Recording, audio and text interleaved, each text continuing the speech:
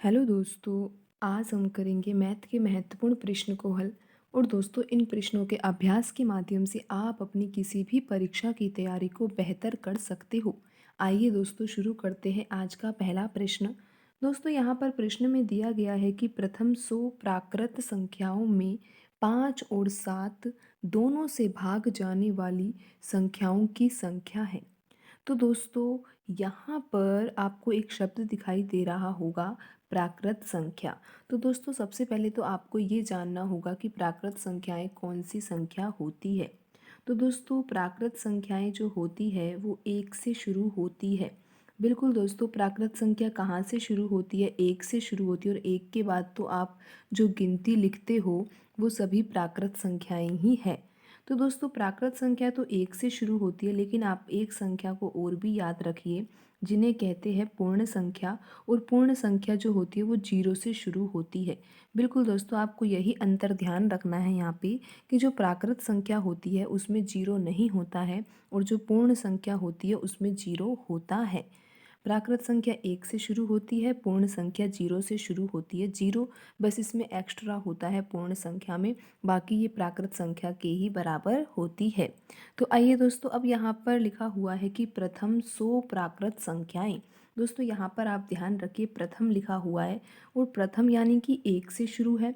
तो दोस्तों, 1 से 100 तक की प्राकृत संख्या हमें यहाँ पर लेनी है, क्योंकि प्रथम 100 प्राकृत संख्या तो 1 से 100 तक की प्राकृत संख्याएं ही होगी।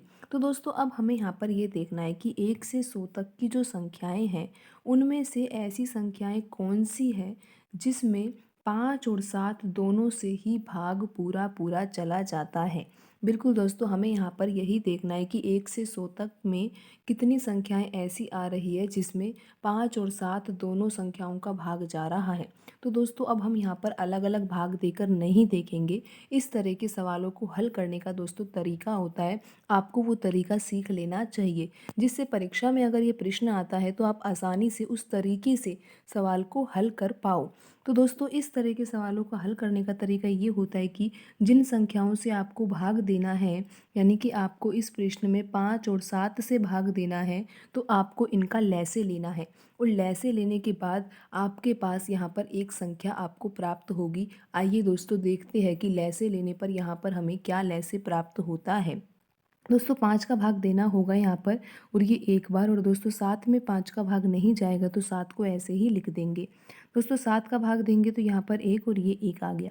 दोस्तों, अब हमें करना ही क्या है, आपको इन दोनों संख्याओं का गुणा कर देना है। 5 और 7 का गुणा किया जाएगा तो एक संख्या आपको प्राप्त होगी 35। बिल्कुल दोस्तों, आपको एक संख्या 35 प्राप्त होगी। और अब आपको करना ही क्या है दोस्तों, आपको लिखने हैं 35 के गुणज। दोस्तों, आपको गुणज लिखने आते होंगे। गुणज यानी कि आप उसी संख्या का पहाड़ा लिखोगे।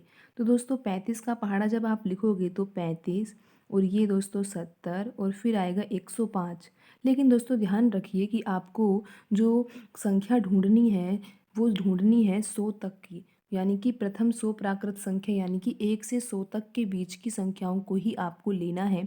और जब आप 35 के गुणज लिख रहे हो तो दोस्तों, 1 से 100 तक के बीच में यहाँ पर दो ही गुणज आ रही है, 35 और 70। तो दोस्तों, ये दो संख्याएं वो संख्या है जिनमें 5 और 7 दोनों का ही भाग पूरा पूरा जाएगा। दोस्तों, 105 में भी जाएगा, और ऐसे बहुत सारी संख्याएं हम निकाल सकते हैं जिसमें इन दोनों संख्याओं का भाग जाएगा।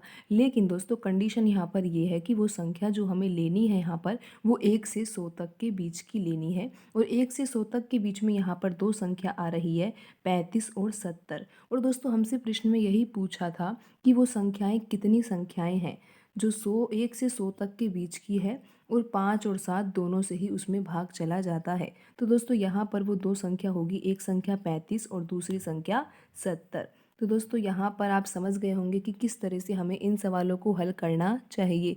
दोस्तों, आज की वीडियो में इतना ही। मिलते हैं अगली वीडियो में नए सवालों के साथ। धन्यवाद दोस्तों।